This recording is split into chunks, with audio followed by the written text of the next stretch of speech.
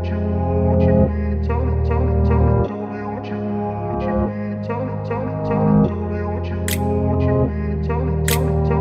up, guys? In this week's episode, I'm going to be talking to you about the top 5 pros and cons of living in Miami, Florida, and why it may or may not be the right fit for you. Coming up next. Am I awake or am I dreaming? All right, starting with the pros. So pro number 1, obviously, is year-round sunshine and breathtaking beaches. Like, seriously, I grew up in Seattle, Washington, where it would have to be the hottest day of the summer for you to maybe be okay with, well, I shouldn't say be okay, because if you grew up here, obviously you'll take a jump in the water if you like to swim. And the case is not so in Miami because it is warm all the time, pretty much. In the winter months, it does get a little bit chilly in the ocean. However, for Seattle standards, it's still very warm. So the turquoise waters, it's absolutely gorgeous. The sandy beaches, you name it. Obviously, it's a tourist destination. And also, fun fact, Miami actually gets on average 248 days of sunshine year round. Now, when it rains in Miami, it literally is buckets of water. It's funny because people think that in Seattle it rains a lot. No, not until you've experienced Miami torrential downpour, like literally 5 minutes outside, it's pouring rain, you come inside and you are soaking wet. So obviously flooding can be an issue sometimes if you're driving around in your car. And another thing is actually the winter months are some of the most popular times to visit Miami, Florida, or really all of South Florida. It's a really popular time for tourists and especially snowbirds. So if you don't know what snowbirds are, it's essentially the people that come from up north, usually New York, Chicago, so on and so forth. They spend the winter months in South Florida. They're typically retired and they often will have a second home that they live in for those years, or those months out of the year, I should say. So we have a lot of snowbirds that come down in the winter months and just a lot of tourism. And on average in the winter, the temperature is about mid-70s, more or less. Yes, it can get pretty cold in the 40s. That's Fahrenheit, of course, which if you're from north, like Seattle, like me, 40s, you'd still sometimes see people in shorts and that. In South Florida, you'll see people with scarves and sweaters. So it can get chilly from time to time. I've never seen it snow. Maybe it's happened before. So I would say it is quite warm in the winter months. And we'll get to this during the cons. However, yes, the summer can be pretty brutal with the average temperatures in the mid 80s or 90s. It's just because of the humidity. It's very, very humid. We'll talk about that later. So anyways, year-round sun, beautiful, beautiful beaches. Pro number 2 is that it's actually still relatively affordable to buy a house in South Florida, unlike many marketplaces like here in Seattle, Washington, New York, California. I mean, pretty much everywhere we're seeing the cost of housing go up. However, even though it's still going up in South Florida, it's still relatively affordable. And just for your reference, I'll drop right here the average cost of a home in Miami, Florida, versus Seattle, Washington, New York, and Los Angeles. So yes, you can see that Miami, Florida still ranks the more affordable out of all those cities. So at the time of this recording, Miami is still very affordable housing-wise. Now, pro number 3 is there's actually a lower tax burden in Florida. There's a lot of incentives, especially if you own property and you have your primary residence. It's called the Homestead Tax Exemption. Whenever I work with home buyers, it's something that we talk about. The Homestead Tax Exemption to actually help you out on your property taxes when it's your primary residence. That is an exemption. That's great. We don't see that in any other marketplace that I've heard of. I'm sure it exists in a few others, not in Seattle, unfortunately. And additionally, Florida is actually one of the 9 states that does not have income tax, just like in Washington. And for those of you who might be worried, well, what if they change that? What if the income tax becomes a thing in Florida? The Florida Constitution actually bars the imposition of income tax, so I believe it's here to stay. Another cool thing is Florida actually has a relatively low sales tax at usually about 6%. Apparently Miami-Dade County does charge an additional 1%, so totaling 7% for sales tax, which is still quite low when you compare to other cities like Seattle, Washington. And again, talking about property taxes, I mentioned the Homestead Tax Exemption. Yes, our property taxes are still quite high in Florida. However, the homestead tax exemption that I mentioned before usually will equate to about a discount of 1.8% to I think upwards of 2% off your property taxes for primary residences only. And there's a whole procedure on how you do that. If you have questions on how to do that, drop a note in the comments, reach out to me, and I will point you in the direction of how you can do that. And one final note about the homestead tax exemption is the property tax discount actually will be coming off the assessed value. So I won't go into that for this video. If you have questions, again, drop a note in the comments, let me know. And for pro number 4, obviously South Florida, really Miami, is known for its diverse culture. You've got people from all over the world, namely Cuba, the Caribbean, Haiti, Jamaica. There's a really strong Caribbean influence, Central America, South America, obviously Europe.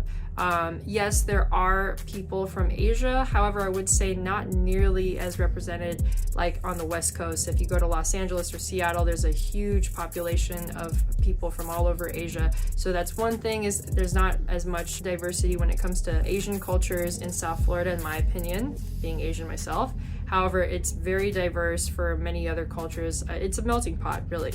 And as for pro number 5 would be entertainment and nightlife. So as I mentioned before, Miami is a melting pot of many different cultures, which you can see in the cuisine. So all, various delicious types of food, as well as the art. So if you are interested in art, definitely you want to be in Miami. I think it's usually around December of each year, where Art Basel, if I'm saying that right, Art Basel, which is a fair that comes around.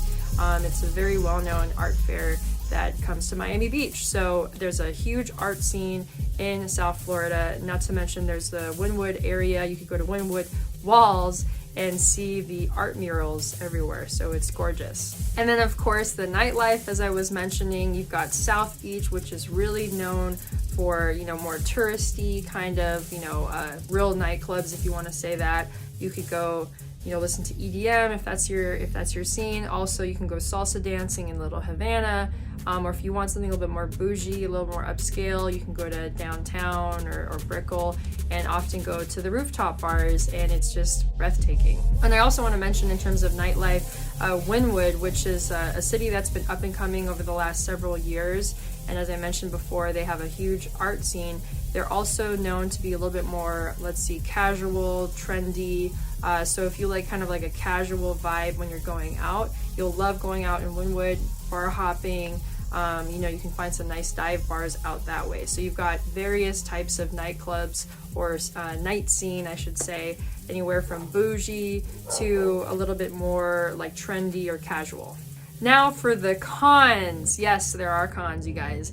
I'm gonna go over top 5 cons, starting with number 1, which is going to be the traffic. Yes, the traffic in South Florida is horrendous. I don't think it is as bad as LA or maybe New York from my experience. However, it is still really bad. Yes, it's a real thing. You do not really want to find yourself on I-95 between the hours of 7 a.m. to 9 a.m. Basically, obviously, that's the commuting hour.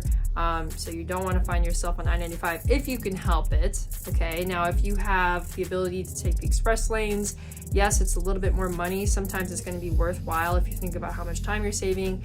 And last time I checked, if you have a hybrid vehicle and you register it as such, you can take the express lanes for free on I-95. So when I was living in South Florida, I definitely took advantage of that with my hybrid Ford Fusion. And another time that you would really want to avoid I-95, if possible, is when going north. I think it's from approximately 3 p.m. to 7:30 p.m. So once again, if you can help it, avoid taking I-95 during rush hour. In the morning going south, or in the evening going north. And another thing that Miami is known for is really aggressive and, yes, bad drivers. I have experienced this myself personally, and yes, I've heard horror stories, life-threatening situations, accidents happening on I-95 all the time. So always be careful, be very mindful of other people driving. It's not just like stay in your lane and focus on your driving. You want to be aware of what's going on around you, even people from behind you. Yes, I've heard of stories where people rear-end others and you can see them coming in your rearview mirror. So just, practice defensive driving. There's a joke, I guess you could say it's a joke, that the street signs and traffic lights are a suggestion, and people don't really follow those. And I have even heard stories of, you know, when people, as I said, a lot of people come from other countries and they may bring their driving habits with them and implement them in Miami. So you definitely want to practice defensive driving. I've heard of stories of literally people stopping in the middle of I-95, which can cause collisions, so be careful there. And there is another joke where apparently if you use your turn signal, it could be a sign of weakness.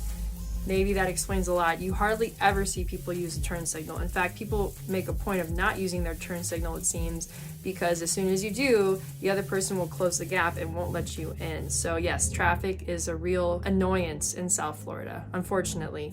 And since public transportation does exist, it's not the greatest, and you can sometimes cover a lot more ground, save more time if you drive. Most people end up driving, or they'll use Uber or Lyft, you know, ride share, so that then translates to more cars on the road. There is a tri-rail, another means of public transportation that can help. So depending on if you have to go north or south, you might want to take a look at using the tri-rail. However, their schedule is pretty sporadic. I think it's centered mostly around rush hour, so it often does make sense to be driving, unfortunately. All right, as far as con number 2 is going to be the heat and humidity. I touched a little bit on this earlier during the pros. Obviously, the winter months are fantastic in South Florida. The summer months, not so great. You can usually, that's when you start spending a lot of money on your electric bill. FPL takes a lot of money during the summer months because you're basically running your AC year round, if I'm being honest. And it's probably advisable to, that way your HVAC and your AC don't get all moldy. That's another discussion anyway. So you're usually going to have high electric costs in South Florida as it is, especially in the summer months because of the heat and the humidity. Also, something to note is if you can be on the coast, it's typically 10 degrees cooler than if you are inland, just obviously because of the sea breezes. So if you're considering purchasing property, the closer you are to the coast, it might be a bit cooler. However, there may be sometimes the values will be higher, it'll be more expensive to live out closer to the ocean. So as far as spending your days or going to the beach, it will be cooler versus going inland towards the swamplands. Con number 3 would be there are a lot of critters, big and small. Obviously the occasional alligator, which is not as common as one might think. If you are inland towards the swamp country, you might hear stories of an alligator being in like the community pond or body of water that's usually around the homeowners association communities, etc. However, I wouldn't say it's that common. You will see iguanas left and right. Iguanas are Florida's squirrel, in my opinion. I think there are still squirrels in Florida, although they're really skinny. There's tons of iguanas, like really big iguanas, not just like these tiny little iguanas you could have as a pet. Like I'm talking like the size of a dog sometimes, and they're totally harmless. They just like hang out over there. However, it's when you first move there and you're not used to seeing reptiles all over the place, you're like, oh my god, that's a huge iguana. You'll probably want to take some pictures, go for it. And another critter that I'm not so fond of would be cockroaches, or also I think apparently they're called palmetto bugs, which really just look like cockroaches to me. Apparently there's a difference. They look like cockroaches to me, let's be honest.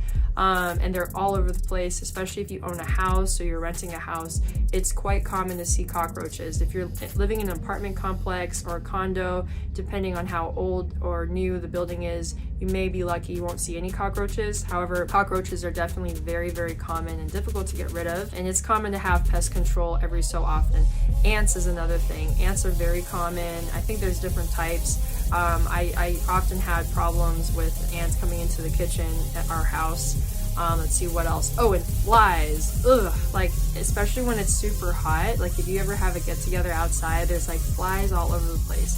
Since moving back to Seattle, I've been really happy to not see that. However, it's been the colder months.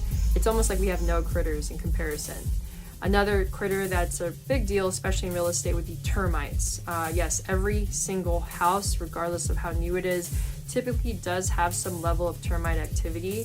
And obviously, the older the home, you will definitely see evidence of this. So I wouldn't be worried about it. I would just be proactive about it. And you would want to understand what it means to have termite activity and how to combat it. So termites, cockroaches, ants, iguanas, oh, and the toxic sugarcane toads. Yes, they are very toxic, especially to dogs. So if you are a dog owner like me and if you have a backyard, you'll want to probably supervise your dog when your dog's playing outside, even if it's fenced, just because those toxic sugarcane toads, they're huge toads, they're not very friendly. And if I'm not mistaken, there's even, it's okay to kill them, which it's this whole thing, if you Google it. There is a safe way of repelling them from your property line, which if you have questions about that, let me know.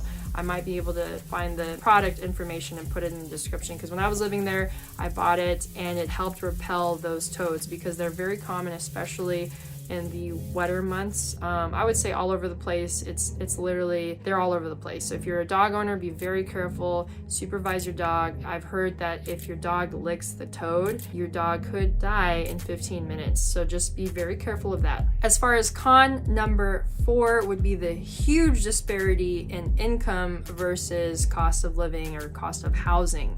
Unfortunately, most families are typically making anywhere from $30,000 to $40,000 annually, which doesn't really add up to the cost of housing, whether renting or buying. And as I mentioned before, even though the real estate prices are not as high as in other markets like here in Seattle, you know, when you compare it to the lower income range, it is very unaffordable for a lot of families. Something to note is that Florida actually tends to have more relaxed zoning regulations. So apparently it's much easier to build.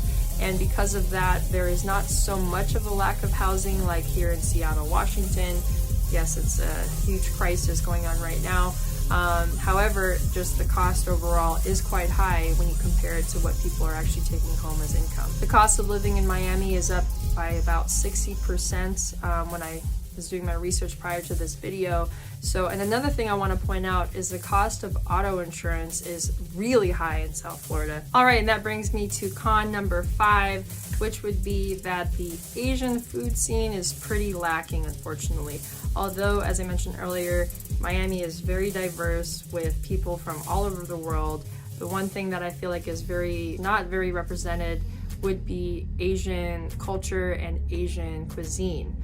Yes, it does exist, few and far between, I would say. And I find it funny that most Japanese restaurants are usually Thai fusion Japanese restaurants, or Thai restaurants for that matter also. They're always somehow a fusion. And that probably explains why a lot of Floridians think that Thai food is the same as Japanese food. It's not at all. Also, there's not very much Korean restaurants and things like that. So that's one con that I had, is the Asian food scene is very lacking. However, the Italian food scene is incredible. I would say the pizza is way better than you could find here in Seattle, Washington. I'm missing the Italian food scene out there. And also because a lot of New Yorkers migrate from New York to Florida, so that probably has something to do with it. So otherwise, Miami has a lot of culture to offer, a lot of different types of restaurants, nightlife, everything. So, you know, you can find a lot to do in Miami. All right, guys, that wraps up my top 5 pros and cons of living in Miami, Florida. If you have any questions, as always, drop a note in the comments. And I'm always looking for video content ideas. So if you guys have a suggestion or any feedback, please let me know in the comments. I welcome all feedback. And if you got some value out of this video, please consider subscribing to my channel and hit that like button. Stay tuned for next week's video. Thanks, guys. See you soon. You're like a circle that floats around.